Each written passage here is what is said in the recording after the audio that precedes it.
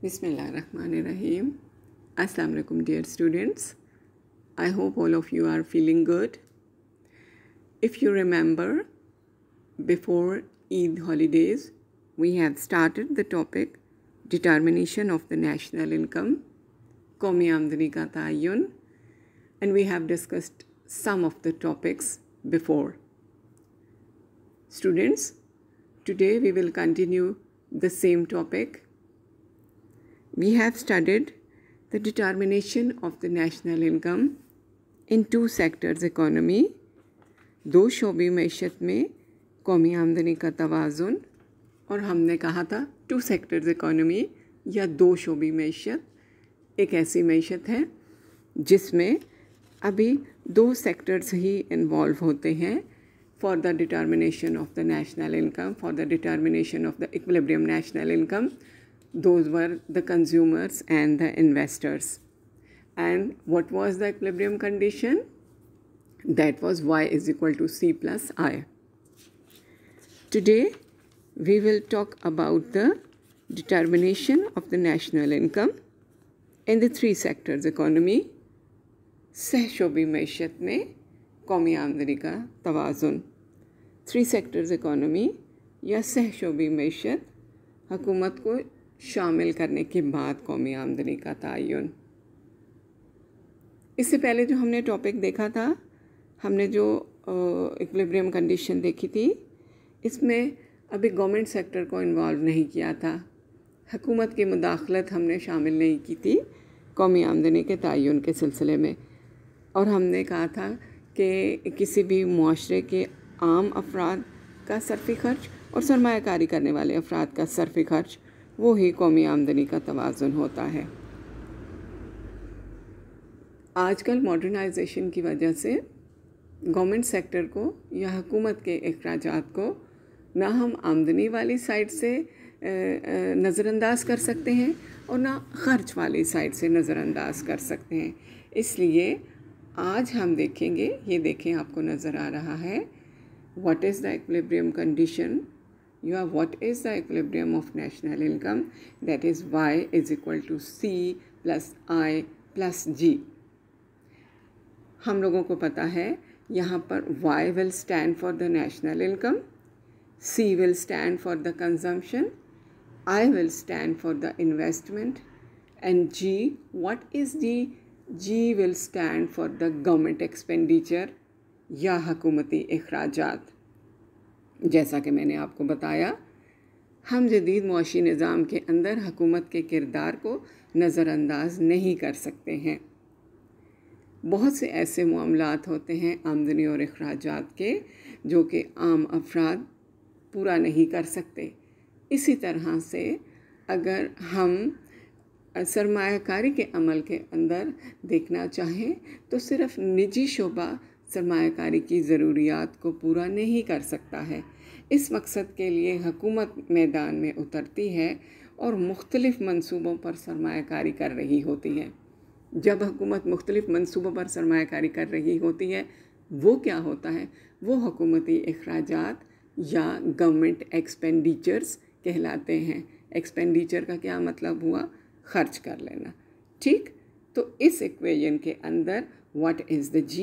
G is the government expenditure या हुकूमती अखराजात. हुकूमत जब सरमायाकारी कर रही होती है तो उसका इफ़ेक्ट हम पिछले टॉपिक में भी हमने ज़िक्र किया था कि if we want to know the change in the national income level, we will measure that change with reference to the value of multiplier. ज़ारिब या मल्टीप्लायर कौमी आमदनी में तब्दीली होती है सरमायाकारी में तब्दीली की वजह से. तो इसी तरह से जब हुकूमत सरमायाकारी कर रही होती है, उसकी वजह से जो तब्दीली आ रही होती है कौमी आमदनी के मयार के अंदर, उसका असर ज़ाहिर हो रहा होता है ज़ारिब या मल्टीप्लायर की कदर की वजह से.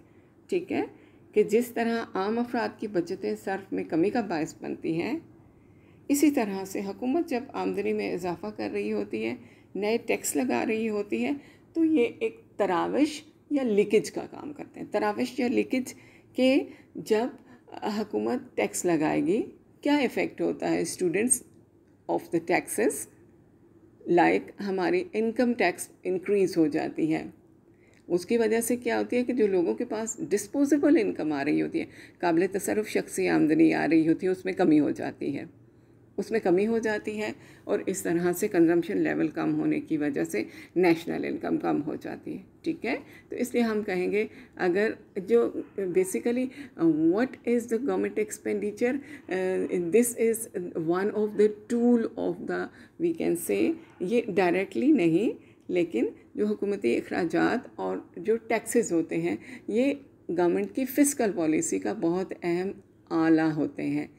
The taxes are the most important tool of the fiscal policy. What is the fiscal policy? I have discussed previously. Fiscal policy is the taxation policy of the government, and by which the government can affect the income and expenditure of the people. ठीक है, तो जब हुकूमत टैक्सों में इजाफा करेगी उसकी वजह से लोगों की काबिल तसर्रुफ़ शख्सी आमदनी कम हो जाती है, उनका ख़र्च कम हो जाता है और इस तरह से कौमी आमदनी में कमी हो जाती है। तो अगर हुकूमत अपना कोई किरदार वाज़े करना चाहती है तो इस सिलसिले में वो अपनी जो टैक्सेशन पॉलिसी है या जो अपनी फ़िस्कल पॉलिसी है इसके ज़रिए से इफ़ेक्ट कर सकती है।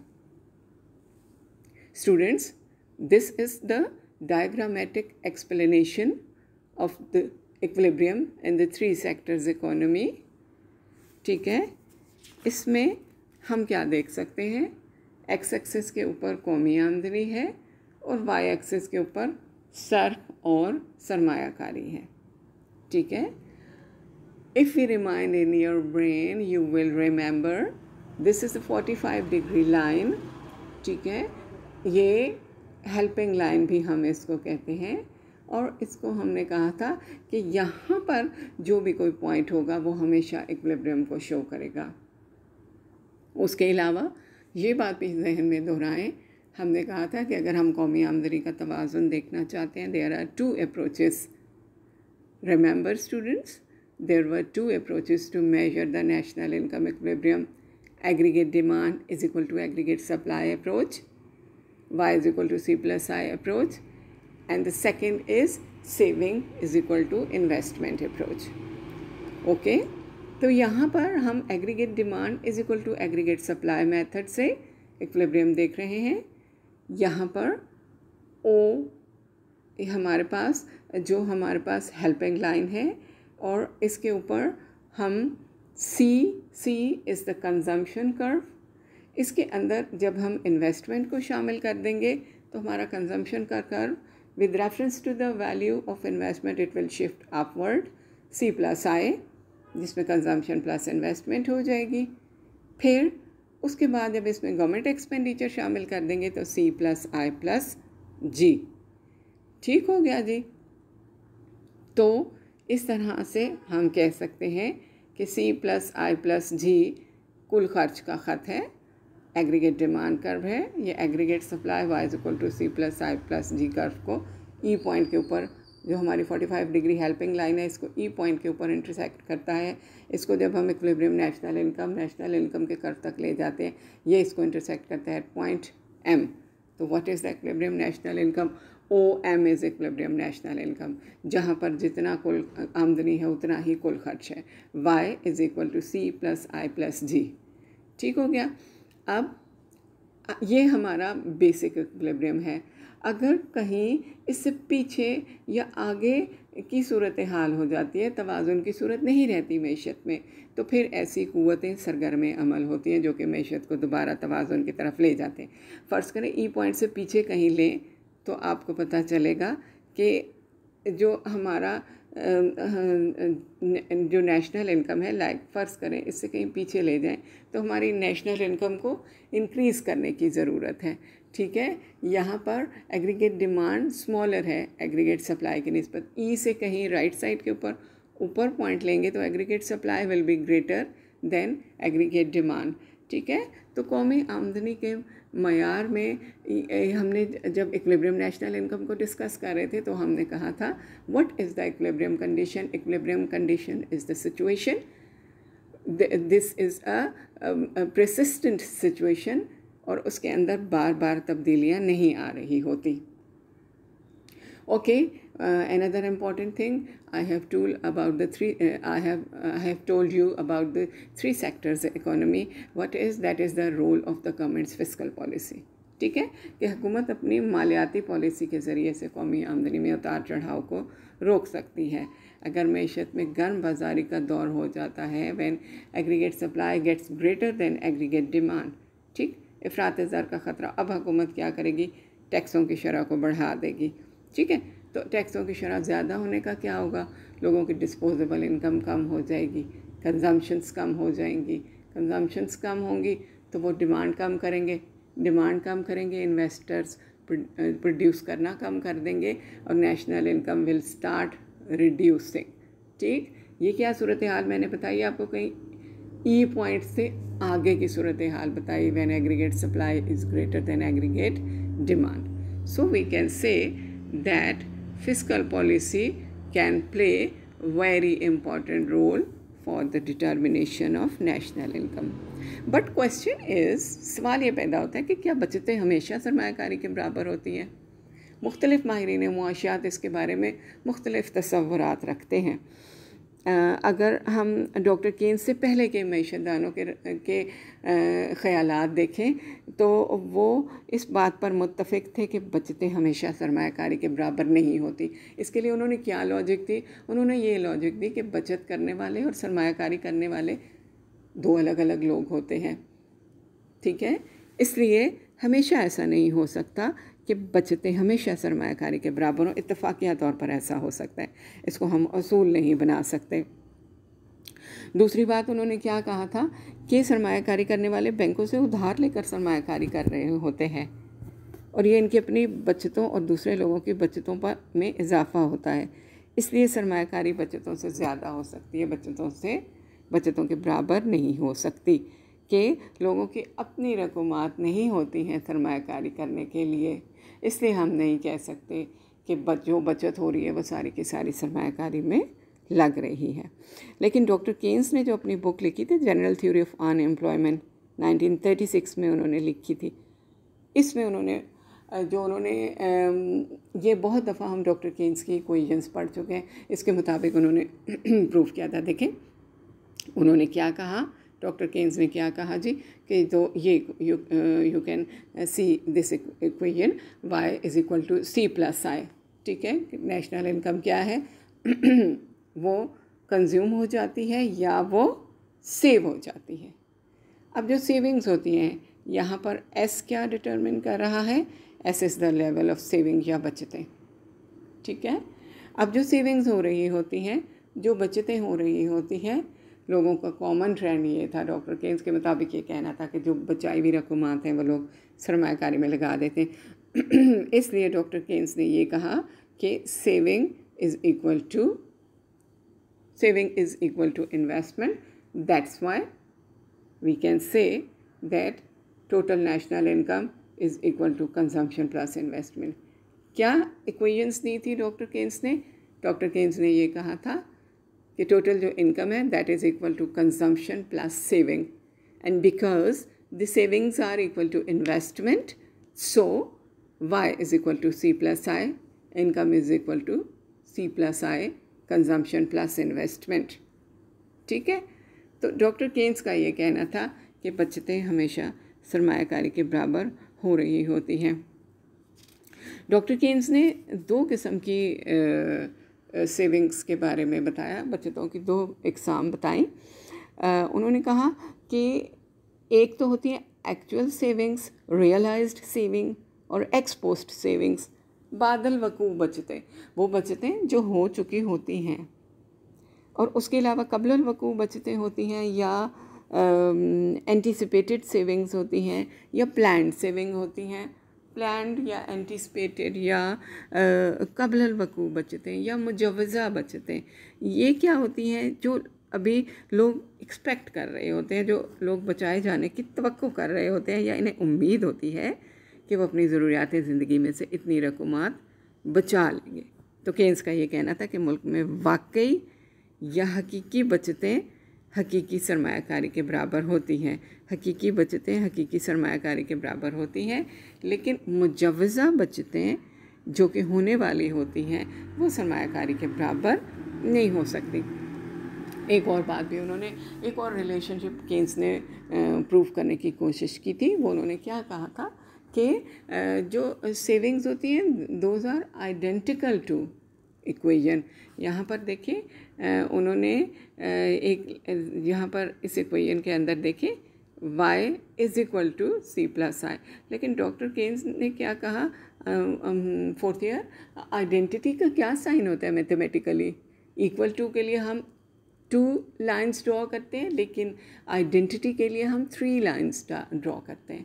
तो इन सेविंग के इन कॉन्सेप्ट्स की वजह से हम डॉक्टर केन्स के इस तस्वर की वजाहत कर सकते हैं कि जो हमारी एक्चुअल सेविंग होती है वो एक्चुअल इन्वेस्टमेंट के बराबर हो जाती हैं, लेकिन जो हमारी प्लान्ड सेविंग होती हैं वो डिफरेंट हो सकती हैं with reference to the investment.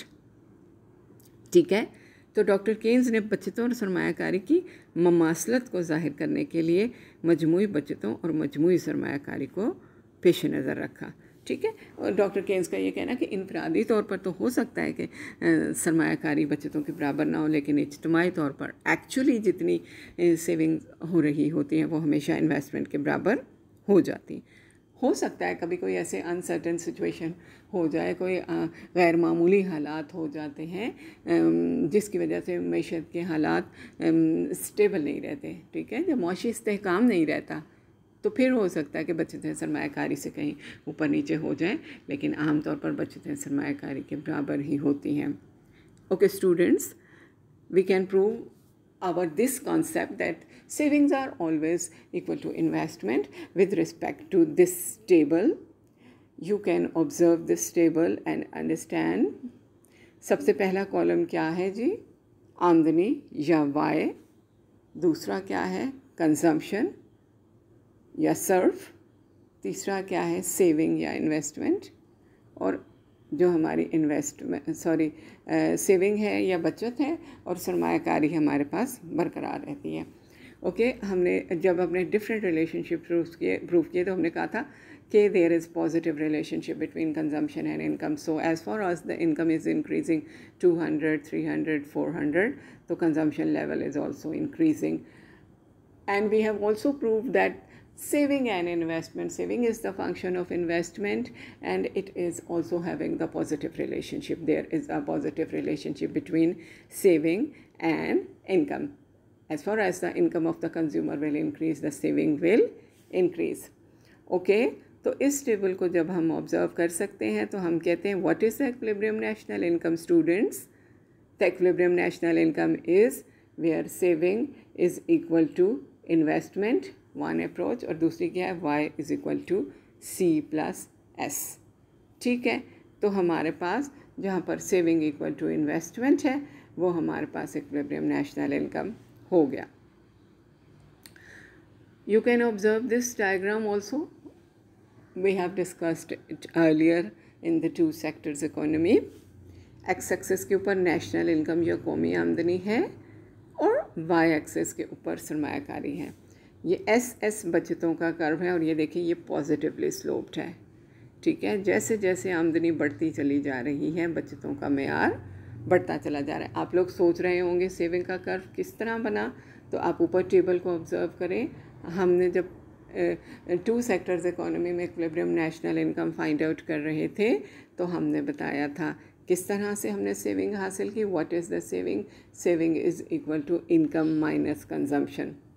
ठीक, तो जब आप इनकम में से कंजम्पशन को माइनस करते चले जाएंगे, अगर हम इन टेबल को ऑब्ज़र्व करते हैं, 200 में से 240 को सब्ट्रैक्ट करेंगे तो -40 आ जाएगा। ठीक है, 300 में से 350 को माइनस करेंगे -50 आ जाएगा। 400 में से 400 को माइनस करेंगे तो 0 आ जाएगी saving.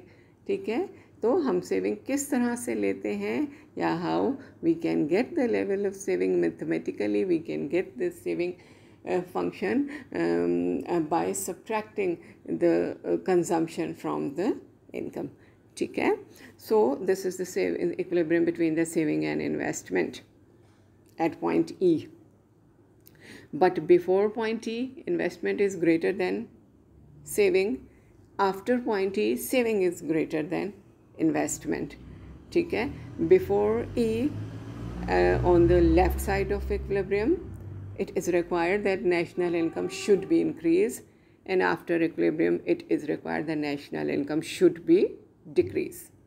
And how this level of investment will reduce or increase? It will reduce or increase with reference to the taxes. ठीक है, जो कि हमने अभी 3 सेक्टर्स इकोनॉमी में भी पढ़ा. तो इस तरह से हम कह सकते हैं कि जो हमारी मुजवज़ा बचतें होती हैं, जो हमारी प्लान्ड सेविंग होती हैं, वो कहीं ऊपर या नीचे हो सकती हैं, लेकिन हमारी जो रियल सेविंग्स होती हैं वो हमेशा इन्वेस्टमेंट के बराबर ही होती हैं. Okay students, we will wind up our lecture till here, and we will start the next topic tomorrow inshallah. You have to revise this lecture, and you can ask if you are having any problem. Thank you. Allah Hafiz.